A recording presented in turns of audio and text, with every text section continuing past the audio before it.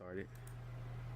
All right, so today we're in this lore video. We're going to be talking about Tomb Kings. Everybody's really hyped about them because they're going to be in Warhammer 2. And I'm fucking excited as shit. They live in the desert. They primarily can live off of eating bugs, scarabs. So it's a lot like my life. What do you guys think about them? Well, from my lore perspective, I'm a 45-year-old man. I live with my mom, Mhm. and my opinion on it is they're dead jihadists. When they say you go with Allah, they say you come back a spooky, scary skeleton. So, I want to talk today about Setra. Setra the Imperishable. Oh, of course. So that's a bad guy right there. Yeah, he does not rule. He serves. He serves it up good and hot, Yeah, fresh He's kiss. not the baddest guy though. He's alright, I reckon. For a bad guy. All right, well, you can get right out of this recording, all right, because he's the best. yeah, dude. I remember his COD record was like 5.6 on Rust. Now, I find it interesting that their Tomb Kings are also known as the Priest Kings, and that's, as you said, because of their devotion to Allah, peace be upon him. Yes, peace be upon him. All respect to Allah. Praise his feet. And so, yeah, like when you're a spooky, scary, skelly man, you have to do 3 prayers a day to get the ward save of plus 20 magical defense. So that's why they're really better than dwarves and chaos dwarves put together. And Do you think Skellies have aspirations? yeah, they have aspirations. Absolutely. Do they have life goals? Do you think they have? You can't have They life feel goals love. if you're dead. Got you there, Todd. Well, actually, they're not dead; they're just immortal. Yes, they're immortal. Puny mortals wouldn't understand that. Now we're Why going not? to talk about the founding of Nekahara. It was founded by I have my notes in front of me, Sigmar Heldenhammer. Okay. Yeah, and so he was known Spooky for Sigma though. Spooky Sigmar. Spooky This was Sigmar, after yeah. he founded the Empire. He actually he became died. Spooky Sigma. Mm-hmm. So yes, when Sigmar died, he became Sigmar the Imperishable. Okay, and now stay with me now. Okay, I've been writing down this 20-page essay, but I'm just gonna give you the gist of it, guys. I'm a really heavy-hearted lore perspective person. And so basically Sigmar, when he died, he went up and prayed to Slaanesh. When he prayed to Slaanesh, Slaanesh was like, "Oh, I hate pure humans that like to change over. I don't like that loyalty, cuz." So he made him the opposite of what Celeste represents, and he made him death incarnate.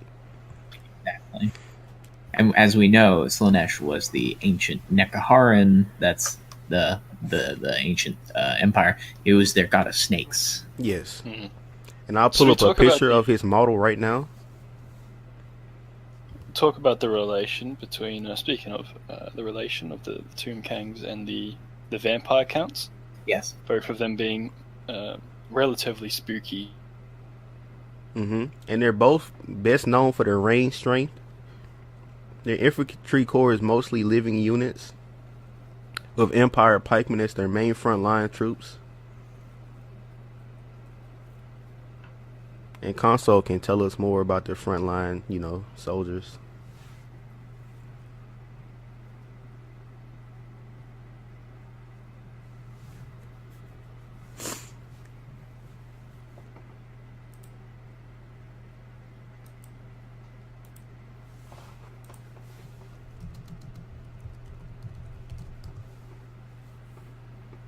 What the fuck?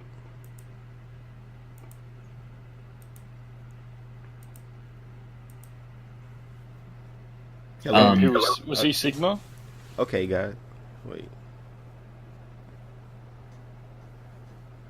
Some say that Sigmar and Cetra are the same person, but are different translations. Similar names.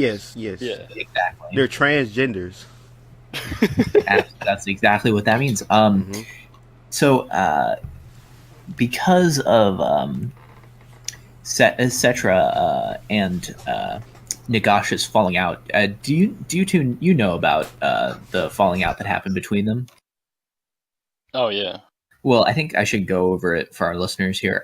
So Cetra and Yeah, this is pretty deep and lore. Nagash, Yeah, absolutely. This is like very, very early in the book. This is Seventh Circle lore, like it's Absolutely. outer rim lore. Nagash and Cetra, being brothers, they left. They were kicked out of the original area where their parents were from, and they still worshipped the gods of Nekahara, even though they had been kicked out because one of their parents had a forbidden fruit of some kind. But they were both still worshiping their gods, and they would offer sacrifices to their gods of like burning meat. Right? You guys know this. Yes, yes. And you see, Nagash was very jealous of Cetra because Cetra would burn the finest meat for their gods. So one day, Nagash killed Cetra, actually inventing murder. You see, Yeah, exactly right. I always wonder about that because if Nagash was the first person to ever kill anybody after getting out of the Garden of Eden, how did he know it was bad? It would have been invented in Warhammer. Exactly. And so how was it a sin if he didn't know? He just thought, why did he stop moving? Exactly. And it's and also then Cetra rose. It's also known that Cetra has the best class of clans race, giving plus 30% attack rate on skeleton units. Which is all these units. So that's plus 30%. Shit. And if you enter my special code on Classic Clans called 315 Cetra the Imperishable, you get plus 30% damage resistance to your clone troopers too. And that code also translates over to our page on MeUndies.com. MeUndies, when you want your underwear to be as imperishable as Cetra. Yes, exactly. And that was not a paid advertisement, folks. Now, big question. Yes, that I think gets raised up in the lore is where do all the skellies actually come from? Because the Tomb Kings have been around for millennia. So there's a big theory that Sigma's empire, not spooky Sigma, is, or when all the humans, when they lose all their men in their battles against Chaos, they just ship them off to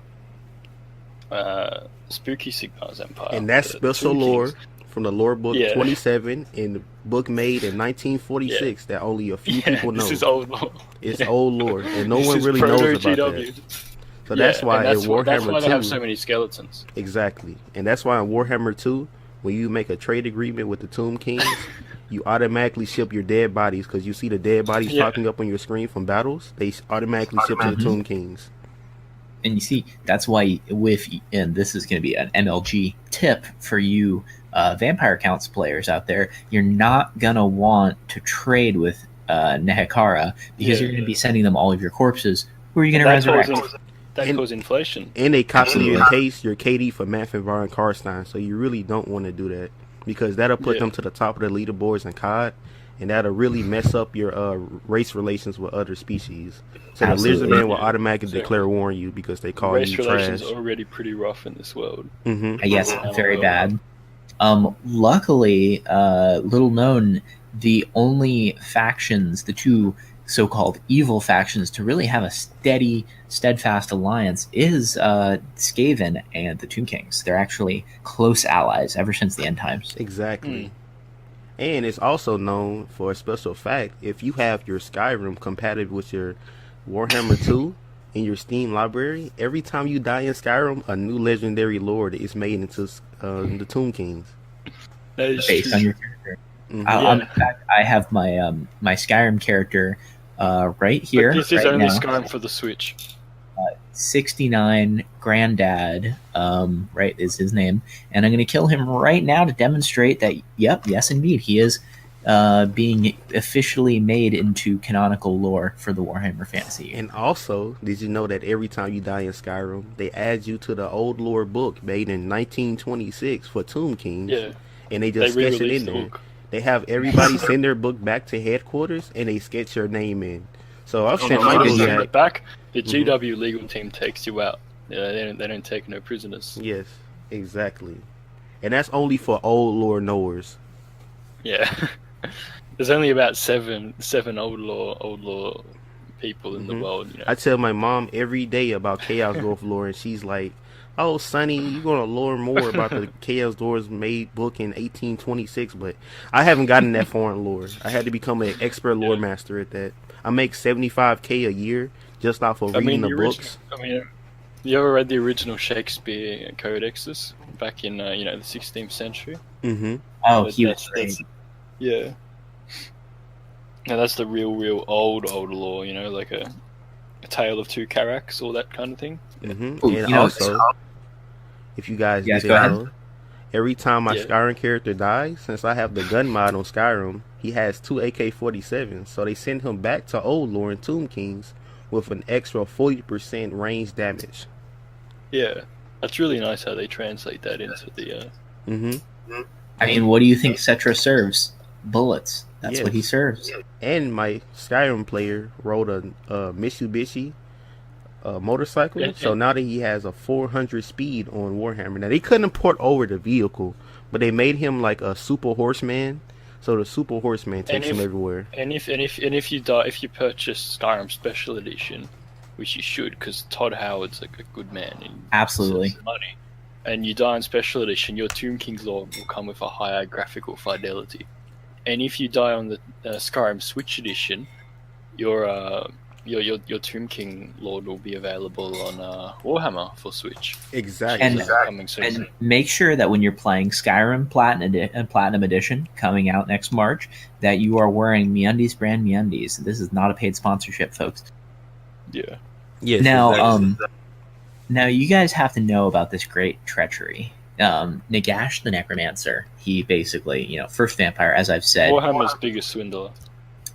biggest swindler and biggest ally of chaos. He is actually a known worshiper of the god Corn, who is the god of like fertility, growth, the harvest, worshipped in Nekahara. He produced the Sigmarines. Absolutely. From We're his still not sure what holy they fruit. are. I think they're we're gonna have to do its own separate lore video for that, but Yeah. they're closely related to Tomb King's lore, so that's Mhm. gonna be the next video. Everybody keep an eye out for that. Mm-hmm. Now, there had been a rise of this. A key factor in the history of the Tomb Kings was the development of the mortuary cult. Yes. You guys know about the mortuary cult. They're anti undead units. Absolutely. Basically, they worship the god of death in Nekahara, the I'm so sorry, aka Mortuary. That's why it's the mortuary cult. Bazinga. And yeah, he's very anti-undead. They have a lot of undead units in their army, but I mean, you need anti-undead as well as undead to be balanced. Yeah. That's just how you have a functioning society. Because to 'Cause they kill got a fire, fucking you put vampire. more fire into it. Exactly. And sometimes you skellies rebel because Mhm. of the their aspirations and all that shit. They have dreams. And that's why you have to mummify them. Exactly. And it's also a special known secret that you can't fight night battles with Tomb Kings because they gain their life back as they walk through the Yeah. night. So that's why every spooky skeleton buries themselves 3 feet deep. And that's why when the Empire comes down to the Tomb King's land to dig for oil, if they find a Yeah. Tomb King at night, he turns into LeBron James. Yes, you make a great point bringing that up. I wanted to talk about that because we all know, nobody's saying it, but I'm going to be the first here to say it on this program, folks, that the entire reason the Dark Elves, the Empire of Mankind, the Dwarves, the Lizard Men, the only reason why they're in Nekahara is because they're after oil. Yes.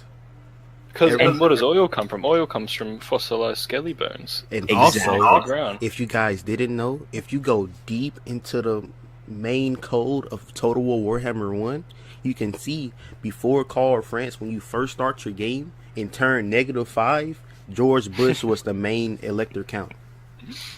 Yes, he started the war.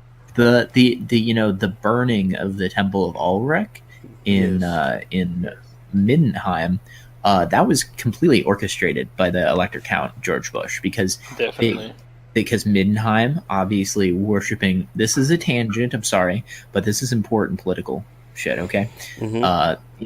he planned the destruction of Middenheim because he wanted Wissenland to be more powerful in the Empire, you know, and the Wissenland military-industrial complex, they stood to make a lot of money with the ensuing war against the innocent Tomb Kings. That made their GMC stock go up at least like 20% after that war. Absolutely, I saw those numbers. Mm-hmm. Now, there's been a lot of talk about so-called weapons of mass destruction with Cetra and everything as justification for trying to overthrow him. The main one there's been a lot of talk about, the Black Pyramid. Now, the Black Pyramid was made by Cetra as a architectural gift to his people to support the arts. People claim it's a weapon, but it's just no evidence of that. Yeah, it's never been seen as a weapon. It's always been just a beacon of the Skelly arts and the culture of the Nehekaran people. Absolutely. But of course, you know, the empires to come down here and they just see this big black pyramid and all they see is a Scud launcher loaded with anthrax, and then they got to blow it up and dig for oil. Like, it's just There's pretty horrible. There's truly something Freudian, I might say myself, about them seeing a big black pyramid, if you know what I mean, and being threatened. Come on, people. Yes, and also back in old lore, not many people know this except for me and the President of the United States. I sent him a lore book myself, custom made. It took me 5 years he was one to of the make original it. writers. And so, if you read from that lore book, you will actually find out that the Black Pyramid was made out of a bunch of Mona Lisas drawn by a 5-year-old black child. And they want to cover it up. They wanted to cover it up. Because if they found out Imperial Society was based on a bunch of historical paintings done by an African child, there'd be riots in the streets. There'd be riots in the streets. The White House would be painted red. And also, if you didn't know, the White House was actually the Black House when they had Blood Knights able to be recruited there. But ever since the new edition with the Sigmarines, the Blood Knights were too overpowered because the Sigmarines didn't have a whip, so they had to walk around everywhere, and they had to take the bus. So the Blood Knights were overpower and just speed them down. Well, since Blood Knights, Sigmarines, part of the same faction in the game, we're going to be covering them both in the next video. But let's not get off topic here. I want you guys to know about the true deep origins of Nehekara. Do you guys know about Alcatazar the Conqueror? Yes. All right. If you can turn to our notes, can either of you tell me a little bit about Alcatazar the Conqueror? Yeah, let me go to my notes. All right. I love that sound. In my book right here, it shows me that Alcatazar was a great general in Civilization 5 before he ported over to Warhammer 2 in a joint deal that they made back in 2004. Now, the reason it was made in 2004 and it was before Civilization 5 was because me and Consul of Microtransactions, my co-host here, and Drezen were the only players of Civilization 5 on the original Nintendo DS. And we just didn't tell anyone because we were game testing. This was before it came to Switch. That was before it came to Switch and before we got $50,000 worth of Robux and Roblox to build a house representing the Black Pyramid. Yes, and 10 cents worth of Bitcoin, which is now worth $80 million. Exactly. We're fat stacks. But yeah, Alcatazar, he was essential to the founding of Tomb Kings. He was the only person in recorded history able to negotiate a nuclear disarmament deal with Mahatma Gandhi. He also freed the slaves. He did, but only to turn them into skeletons. And that's why he starts off his Warhammer 2 campaign with plus 40 diplomatic relations with every colony that was once ruled by George Bush. And he has which is every colony. And a special legendary lord of Harriet Tubman that has a melee expert skill and starts off with 60 melee defense because she didn't do nothing. Yeah. This, of course, is only on the Switch version of Warhammer Total. Exactly. And if you put in code Consul Drezen Vice, all three of those words put together, you get a 10% discount on all Nintendo Switch microtransactions. if you get approved for the TJ Maxx out home credit card, which will give you 5% off at TJ Maxx if you get approved for the Best Buy, 10% off electronics card that will also be working as long as you have direct approval from Barack Obama himself. Just for the Harriet Tubman character, for the exclusiveness of it. But only Harriet the Swiss Tubman. version of Barack Obama. Actually, the Barack Obama and Harriet Tubman, the third and fourth pharaohs of the Tomb King armies and empire, respectively. Exactly. Mm-hmm. All right, so I think we've gone over pretty much everything we can go over talking about Tomb Kings. Any speculation for their kind of role in the upcoming DLC? Well, I think their role will be they won't actually have their armies on the battlefield. They will only have hero units. So most of their armies will consist of at least 5 units of just straight jihadists. And they will have an exposing radius of 400 meters. So probably one could take out 5 units of Empire Knights if they're fully plated. If they actually didn't have any armor, they wouldn't have the extra negative ward save of the flame damage received from the jihadists. But ever since they started with the update from Black Ops 2 for the C4 throne, the fire damage really gets through plate armor. So you really want to have unarmored units. So that's why we're waiting for the Southlands update for Warhammer for the Empire, so that they can do the All Mutals Desert Dogs, so they can run down the jihadists very fast.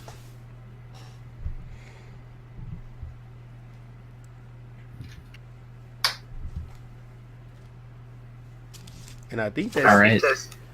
So we've gone pretty much over everything that we can. Thank you, everybody, for listening. This has been Consul of Microtransactions. And yes, and this was just a video to introduce all 3 of us, and to let you know we may have a new host every time we make a video, but it will be the same lore exactly from the lore books that we've had conscripted to us by Games Workshop itself. And just so you know, I'm a Fortune 500 company member of Games Workshop, and I have nothing to do with the scams they do. As of late, I am the only person that has connections to the Game Boy port version of Warhammer 2. And Drezen, And please buy the Nintendo Switch. And Drezen is our special guest for today. We might see him almost every video, or we may have a new person or people. But it depends on every video we make. It may be only me, or Consul, or Drezen on his own. And we will all have our links in the description. Could be none of us.